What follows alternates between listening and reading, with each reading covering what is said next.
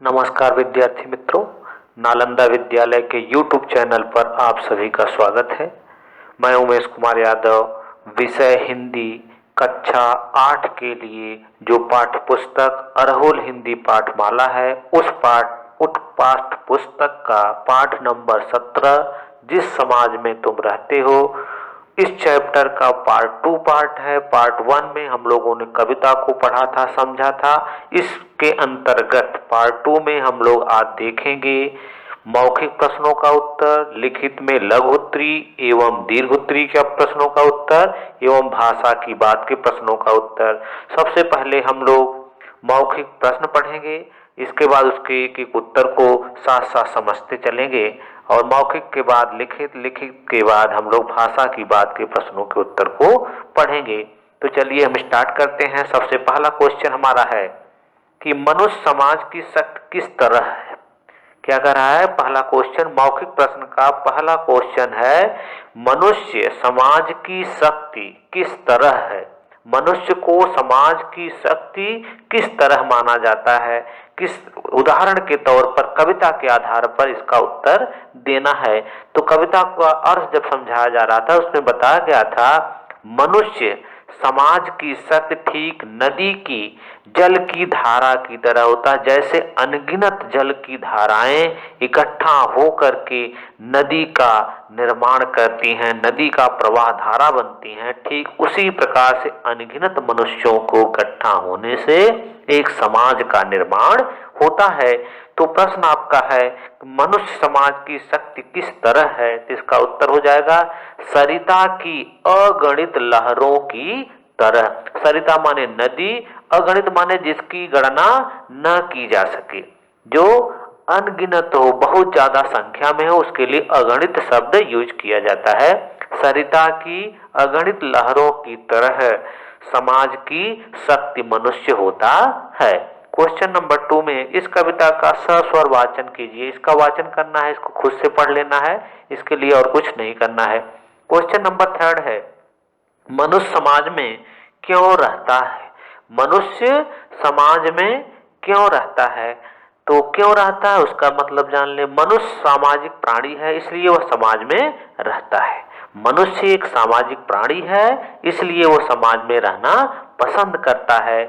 तो इसका उत्तर हो जाएगा, मनुष्य एक सामाजिक प्राणी है, इसलिए वो समाज में रहता है। क्वेश्चन नंबर 4 है हमारा, कवि ने करुणापूर्ण जीवन की उपमा किससे दी है। कवि ने करुणापूर्ण जीवन की उपमा माने तुलना या उदाहरण किससे दी है। तो कवि ने जीवन में करुणापूर्ण जीवन की उपमा टूटे फूटे बर्तन की तरह जो घर के किसी कोने में रखी रहती है। कवि ने करुणापूर्ण जीवन की उपमा या तुलना टूटे फूटे किसान के घर में रखे हुए बर्तन के साथ किया है। जैसे टूटा फूटा बर्तन किसान के घर में कहीं न कहीं कोने में रख दिए जाते हैं, वैसे ही कवि ने करुणा को कहा है, करुणा की तुलना टूटे फूटे बर्तन के साथ की है। तो क्वेश्चन नंबर 4 का उत्तर हो जाएगा कि टूटे फूटे बर्तन की तरह जो घर की किसी कोने में रखी रहती है। क्वेश्चन नंबर 5 है, सरिता की अगिनत लहरों में एक लहर का क्या महत्व है। सरिता की अगिनत लहरों में एक लहर का क्या महत्व है। कविता को बताते समय, उसके अर्थ को बताते समय मैंने बताया था, जिस प्रकार से एक एक लहर, पानी की एक एक बूंद से सरिता का निर्माण हुआ है, नदी का निर्माण हुआ है, ठीक इसी प्रकार से एक एक व्यक्ति से समाज का निर्माण होता है। तो इसका उत्तर हो जाएगा, एक लहर का महत्व यह है कि समाज के उत्थान में हम भी एक सहायक हैं।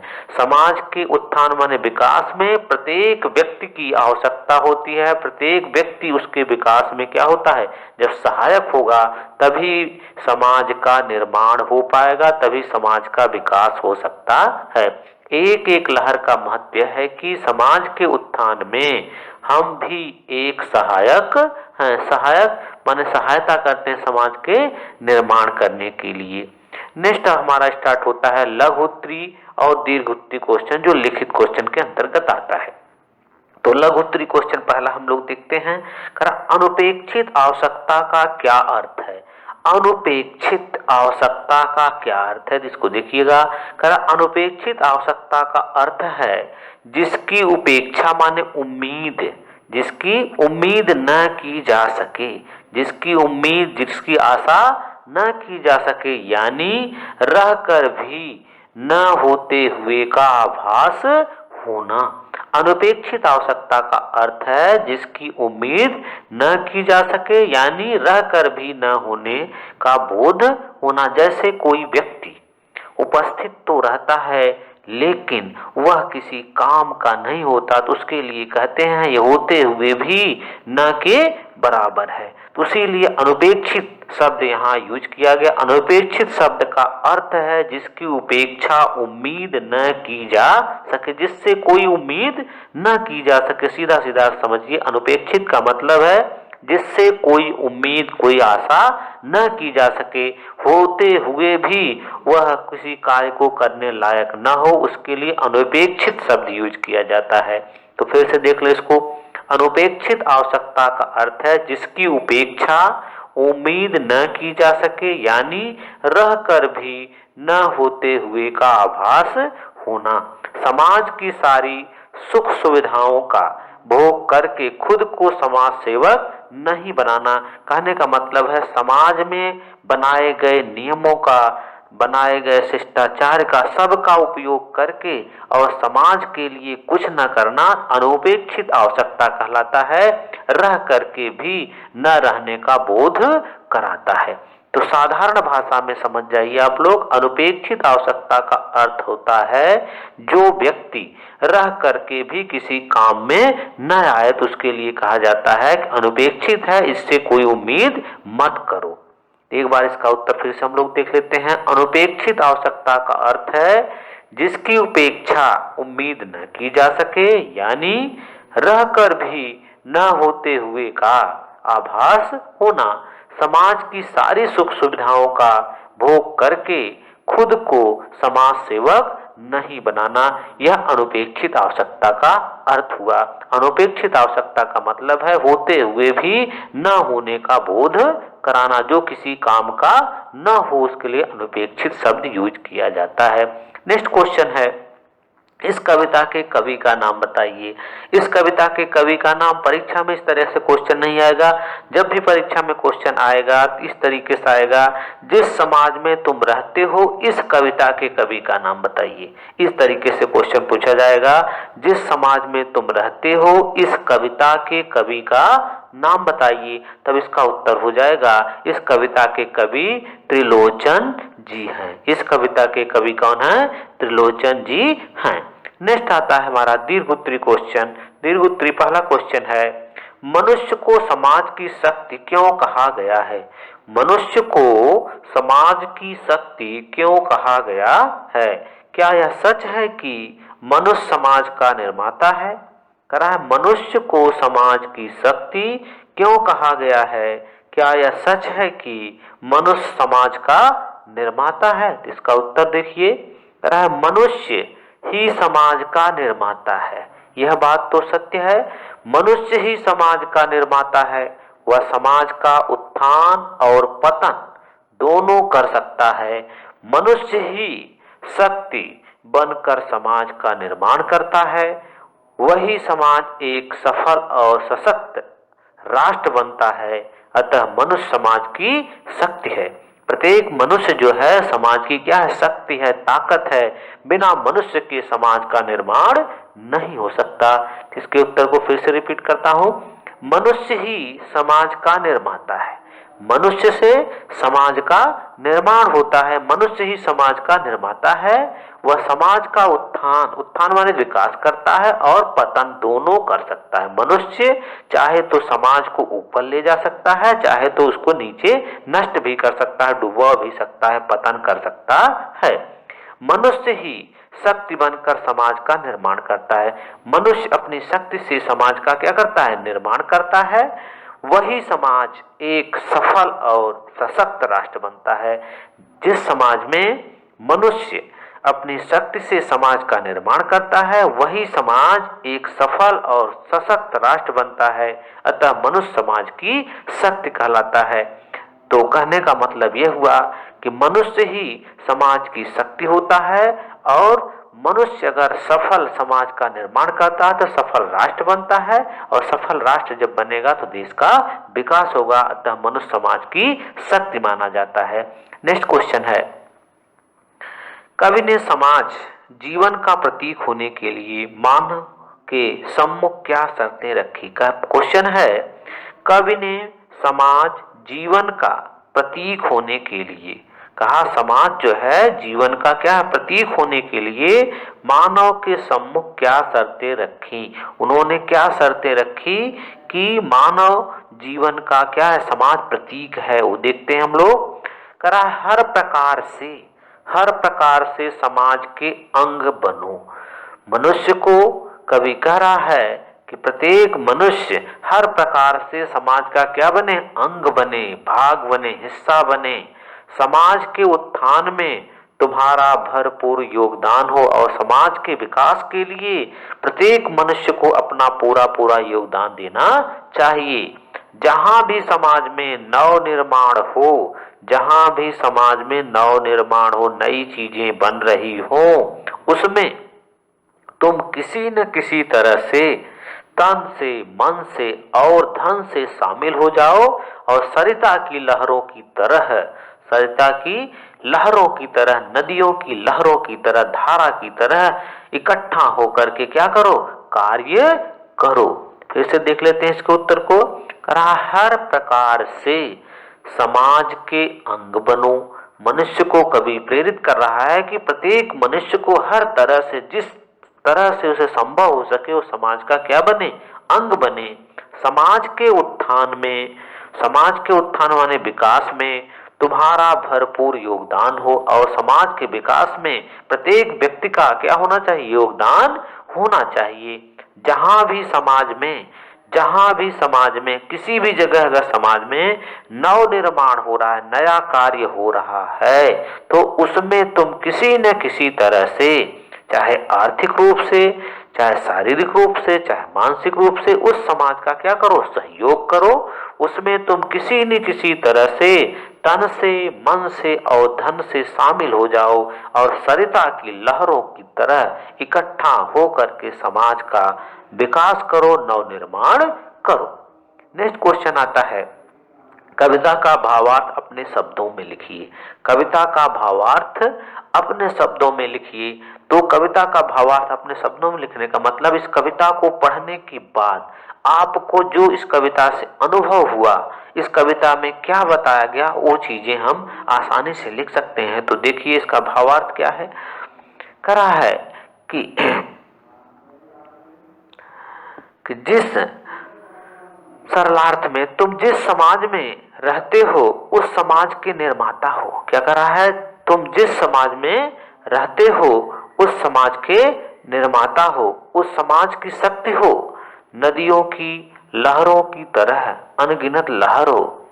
क्वेश्चन नंबर 3 का उत्तर है कि तुम जिस समाज में रहते हो उस समाज के निर्माता हो, उस समाज की शक्ति हो। नदियों की लहरों की तरह अनगिनत लहरों हो। इतना ही नहीं, मशीन के कल पुर्जों की तरह तुम भी एक अंग हो।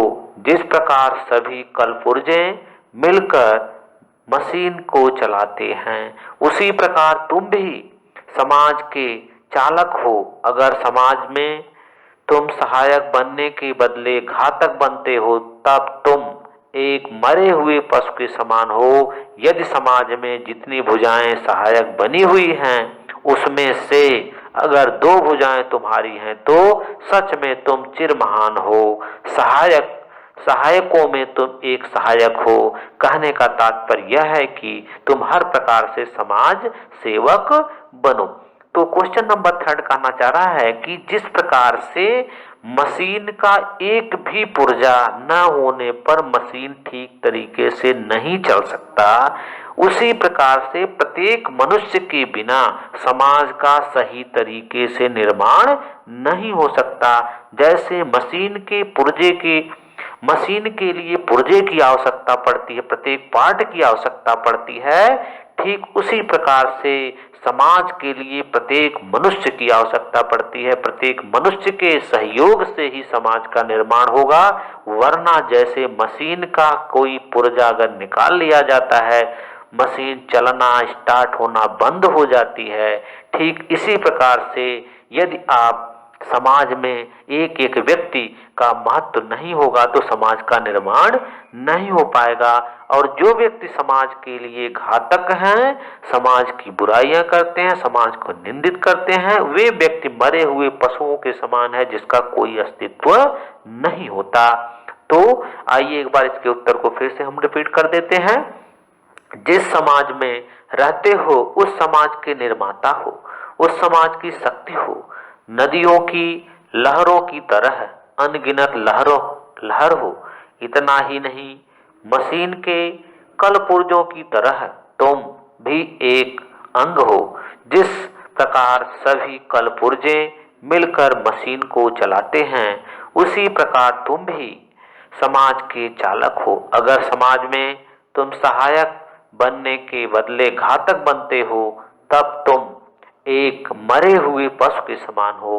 यदि समाज में जितनी भुजाएं सहायक बनी हुई हैं, उसमें से अगर 2 भुजाएं तुम्हारी हैं, तो सच में तुम चिरमहान हो।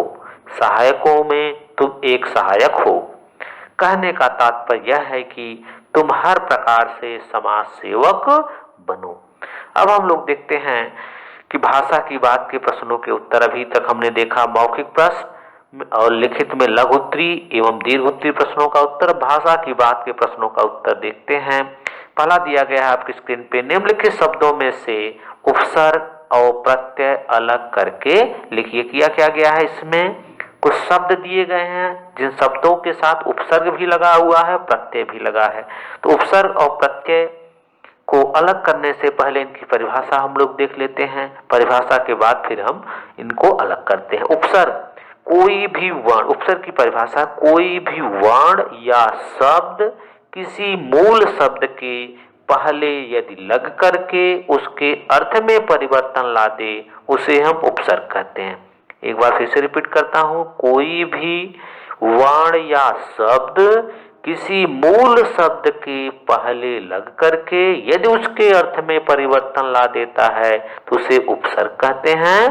प्रत्यय की परिभाषा है, यदि कोई वर्ण या शब्द किसी मूल शब्द के पीछे लग करके यदि उसके अर्थ में परिवर्तन लाता है तो उसे हम प्रत्यय कहते हैं।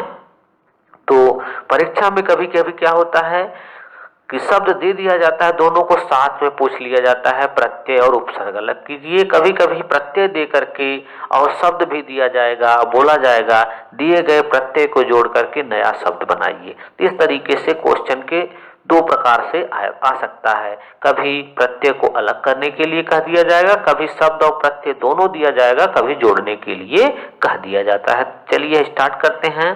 शब्द हमारा है अगिनत, जिसकी गिनती न की जा सके। अगिनत, अगिनत, इसमें अ उपसर्ग है हमारा और इत प्रत्यय है। प्रत्यय क्या है, इत प्रत्यय है। इत प्रत्यय है, अ हमारा उपसर्ग हो गया, इत प्रत्यय हो गया और मूल शब्द हमारा क्या बच रहा है, गण। क्या बन रहा है, गण बचेगा। गण, गण, गण माने क्या होगा, बंदूक होगा भाई। तो यहाँ पे हमारा अप्रत्यय लगा और इसके बाद यहाँ ई प्रतीत प्रत्यय निकल गया और जब इन मिला देंगे सबको तो बन जाता अनगिनत। नेक्स्ट आता है आवश्यकता। आवश्यकता, यहाँ पे हमारा उपसर्ग हो जाएगा अ और प्रत्यय हो जाएगा ता। क्या हो जाएगा, प्रत्यय ता हो जाएगा। प्रत्यय अनुपेक्षित, अनुपेक्षित, अनुपेक्षित में हमारा उपसर्ग अन है और इत हमारा प्रत्यय हो जाएगा। नेक्स्ट हमारा आता है निर्धनता। क्या आता है, निर्धनता। निर्धनता में निर उपसर्ग है, ता प्रत्यय है। और इसके बाद आता है अमित। अमित में अ उपसर्ग है, इत प्रत्यय है। सुनिश्चित, सु उपसर्ग है, इत प्रत्यय है। इसके बाद आता है निम्नलिखित शब्दों के पर्यायवाची शब्द लिखिए। निम्नलिखित शब्दों के पर्यायवाची शब्द लिखिए। शक्ति का ताकत, आंख का चक्षु, लहर का तरंग, तिरस्कार का अपमान, चरण का पैर, सरिता का नदी। नेक्स्ट आता है निम्नलिखित शब्दों के विलोम शब्द लिखिए। विलोम शब्द निश्चित का अनिश्चित, जीवन का मरण, अमीर का गरीब, प्रतीक का अप्रतीक, देश का विदेश, सशक्त का असशक्त। फिर नेक्स्ट आता है नीचे लिखे वाक्यांशों से संज्ञा और सर्वनाम छांट करके लिखिए। तो संज्ञा और सर्वनाम की पहले परिभाषा हम लोग जान लेते हैं, फिर उनको अलग करेंगे। संज्ञा की परिभाषा है किसी व्यक्ति वस्तु स्थान के नाम को हम संज्ञा कहते हैं। सीधी सीधी परिभाषा संज्ञा क्या है? किसी व्यक्ति वस्तु स्थान के नाम को संज्ञा कहते हैं। संज्ञा के मुख्य रूप से 3 भेद होते हैं: जातिवाचक संज्ञा, व्यक्तिवाचक संज्ञा और भाववाचक संज्ञा। मुख्य रूप से संज्ञा होती है, इसके अतिरिक्त भी संज्ञाएं होती हैं। परिणामवाचक संज्ञा होती है, समूहवाचक संज्ञा होती है, द्रव्यवाचक संज्ञा होती है। लेकिन हमको 3 संज्ञाएं मुख्य रूप से जानना है कि व्यक्तिवाचक संज्ञा, जातिवाचक संज्ञा और भाववाचक संज्ञा। तो व्यक्तिवाचक संज्ञा की परिभाषा है जिस संज्ञा सर्वनाम शब्द से एक ही व्यक्ति, एक ही वस्तु या एक ही स्थान का जहां ज्ञान होगा उसे हम व्यक्तिवाचक संज्ञा कहेंगे। और जातिवाचक संज्ञा की परिभाषा है जिस संज्ञा सर्वनाम शब्द के द्वारा एक ही शब्द से उसके संपूर्ण जाति का ज्ञान हो जाएगा उसे हम जातिवाचक संज्ञा कहेंगे। और भाववाचक संज्ञा की परिभाषा है जिस संज्ञा सर्वनाम शब्द के द्वारा किसी व्यक्ति, वस्तु, स्थान के गुण, दशा और हाव भाव का जहां बोध होगा उसे हम भाववाचक संज्ञा कहते हैं। इसके बाद आता है हमारा सर्वनाम। सर्वनाम की परिभाषा है संज्ञा के स्थान पर प्रयोग में होने वाला वर्ण या शब्द सर्वनाम कहलाता है। क्या कहलाता है? सर्वनाम कहलाता है। इसमें एक क्वेश्चन बनता है संज्ञा के स्थान पर सर्वनाम का ही प्रयोग क्यों करते हैं? तो इसका जवाब होगा संज्ञा के स्थान पर सर्वनाम का प्रयोग इसलिए किया जाता है लगातार एक ही शब्द अगर वाक्य में प्रयोग किया जाएगा तो वाक्य की सुंदरता, वाक्य का चमत्कार जो है कम हो जाता है। इसलिए संज्ञा के स्थान पर हम सर्वनाम का प्रयोग करते हैं। तो आइए अब हम लोग इसमें से संज्ञा और सर्वनाम को अलग करते हैं। इसमें 2 कॉलम बनाएंगे, एक तरफ संज्ञा लिखेंगे, दूसरी तरफ सर्वनाम लिखेंगे। तो पहला क्वेश्चन है तुम तो निरे पशु हो। तुम तो निरे पशु हो। पशु क्या है? संज्ञा है।